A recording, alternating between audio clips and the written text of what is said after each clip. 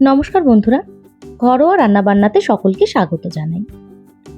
আজকে বানাচ্ছি খুবই সিম্পল একটা জিনিস, যেটা হচ্ছে রুটি। তবে রুটিটা হচ্ছে বিটের রুটি। খুবই স্বাস্থ্যকর এই রুটি কী করে বানাবো সেটাই আজকে দেখাবো। তো চলুন শুরু করি। ভিডিওটি শেষ পর্যন্ত দেখার অনুরোধ রইল, আর আমার চ্যানেলটিকে সাবস্ক্রাইব করে পাশে থাকা বেল আইকনটা প্রেস করে দেবেন।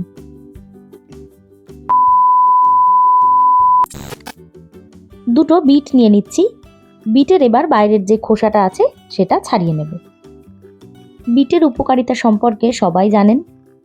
স্কিন, হেলথ সব কিছুতেই কিন্তু বিটের উপকারিতা রয়েছে।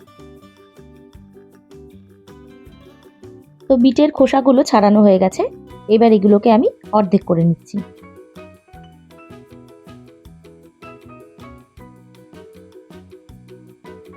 এগুলো অর্ধেক করে নেওয়ার পর আমি কিন্তু এগুলোকে একটু সেদ্ধ করে নেব। আমি মাইক্রোওভেনে দিয়ে এটা সেদ্ধ করছি, সেই জন্য 3 থেকে 4 মিনিট লাগবে। বিটের রুটির সাথে আমি কিন্তু কোনো তরকারি না, আমি বেগুন ভাজা করেছিলাম। বেগুন ভাজা রেসিপি দেখানোর কিছুই নেই, তাও আমি বেগুন কাটা ভাজা সব কিছুর ভিডিওই এখানে রেখেছি। বেগুনটাকে আমি প্রথমে গোল করে কেটে নেব, তারপরে এগুলোকে একটু অর্ধেক করে নেব। আমরা বাড়িতে যখন রুটি, লুচি, পরোটা এগুলো বানাই, বেশিরভাগ সময় কিন্তু আমরা তরকারি ছাড়াও এই বেগুন ভাজা দিয়েই খাই। আমার তো ভীষণ পছন্দ বেগুন ভাজা। আমি ভাত, রুটি সব কিছু দিয়েই বেগুন ভাজা খেতে পছন্দ করি।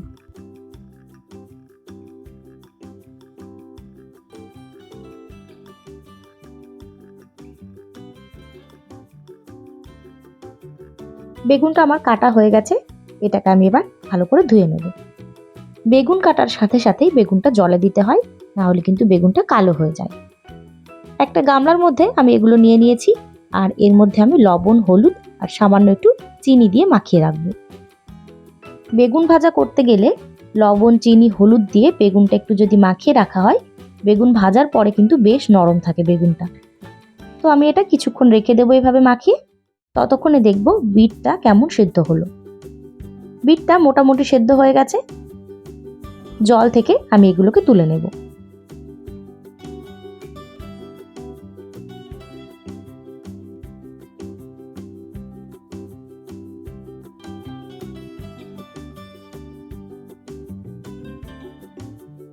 জল থেকে বিট তুলে নিয়ে এইটা কিন্তু আমি মিক্সিতে পেস্ট করব।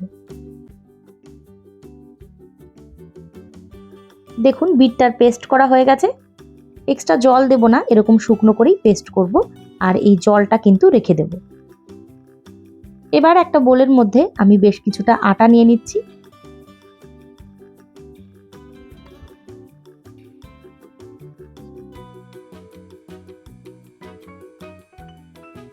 দিয়ে দেব সামান্য লবণ।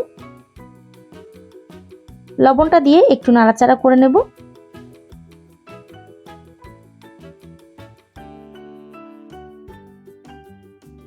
এবার বিট সেদ্ধ করার যে জল ছিল সেইটা এর মধ্যে ঢেলে দেব।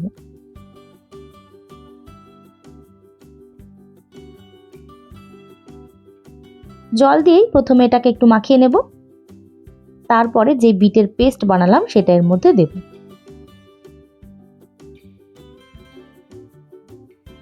জল দিয়ে অল্প নাড়াচাড়া করে নেওয়ার পর বিটের পেস্ট আমি এর মধ্যে দিয়ে দিচ্ছি। অবশ্যই আপনারা পরিমাণটা বুঝে নিয়ে এটা করবেন, যেটুকু পেস্ট লাগবে সেটুকু দেবেন। বেশ ভালো করে অনেকক্ষণ ধরে এটা মাখবো আর একটা সফট ডো তৈরি করে নেব।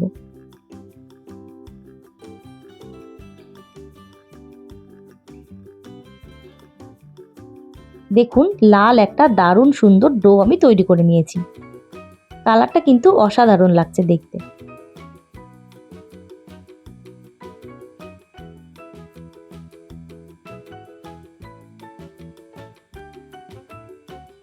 আটাটাও মাখানো হয়ে গেল, এটাকেও এবার কিছুক্ষণ আমি এইভাবে রেখে দেব।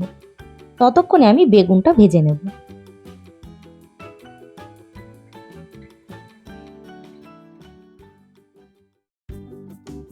কড়াইতে তেল গরম করতে দিয়ে দিয়েছি, আর তেল গরম হলেই একটা একটা করে বেগুন আমি এর মধ্যে ছেড়ে দেব।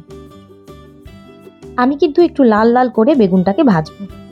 অনেকে হালকা করে ভাজে, আমার একটু পুড়িয়ে পুড়িয়ে লাল লাল করে ভাজাই কিন্তু ভালো লাগে।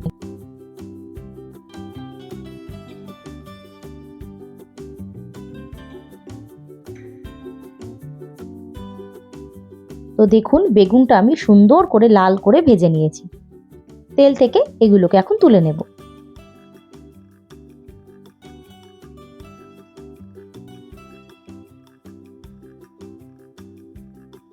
রুটি বেগুন ভাজার সাথে যেটা মাস্ট সেটা হচ্ছে লঙ্কা ভাজা। 3টে কাঁচা লঙ্কা আমি তেলের মধ্যে ভেজে নেব। লঙ্কা ভাজা ছাড়া কিন্তু বেগুনের কোনো টেস্ট নেই। বেশ ঝালঝাল করে বেগুনটা মাখিয়ে রুটি দিয়ে সার্ভ করতে হবে। তো এবার আমি এখান থেকে একটা করে লেচি কাটবো। নর্মাল যেরকম রুটি বানাই সেরকম করে লেচি কাটবো। তারপর এটাকে বেশ ভালো গোল করে বেলে নেব। আটা দিয়েই আমি এটাকে বেলবো।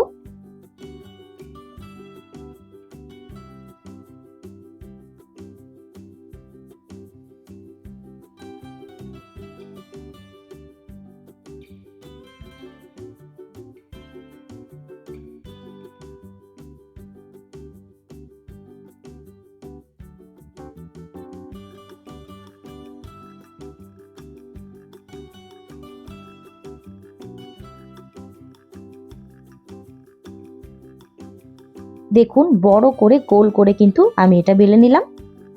এইভাবে বাকি কটা রুটিও তৈরি করে নেব।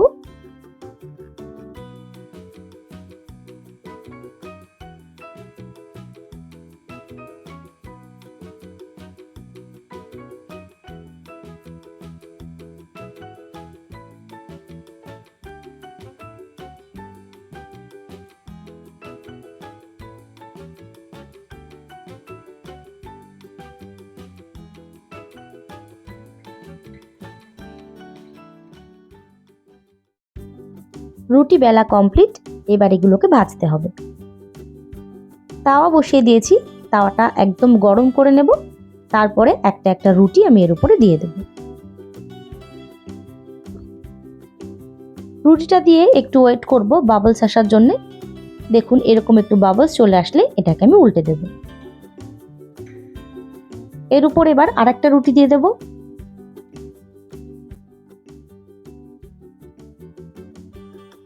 দুটো রুটিকেই উল্টে দেব।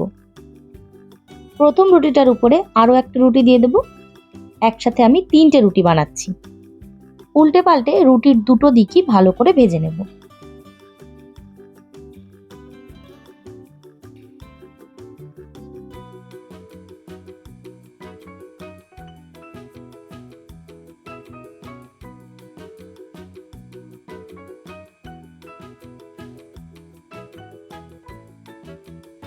রুটি ভাজা হয়ে গেছে। এবার আমি এগুলোকে সেঁকবো।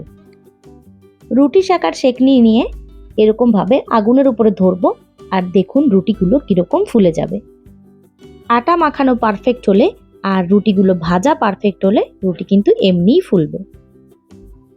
এরকম খুন্তি দিয়ে হালকা করে চেপে চেপে ধরলেই দেখুন পুরো রুটিটা খুব সুন্দরভাবে ফুলে যাবে। একইভাবে সবকটা রুটি আমি এরকম ফুলিয়ে ফুলিয়ে ভেজে নেব।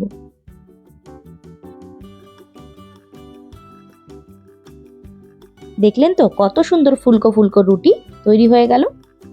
গরম গরম রুটি বেগুন ভাজা দিয়ে সার্ভ করে দিন। তো এইরকম একটা স্বাস্থ্যকর খাবার আপনাদের কেমন লাগলো অবশ্যই জানাবেন। আর ভিডিওটি ভালো লেগে থাকলে লাইক শেয়ার কমেন্ট করবেন এবং আমার চ্যানেলে সাবস্ক্রাইব করা না থাকলে অবশ্যই সাবস্ক্রাইব করে পাশে থাকা বেল আইকনটা প্রেস করে দেবেন। ধন্যবাদ। দেখা হবে নতুন একটি ভিডিও নিয়ে।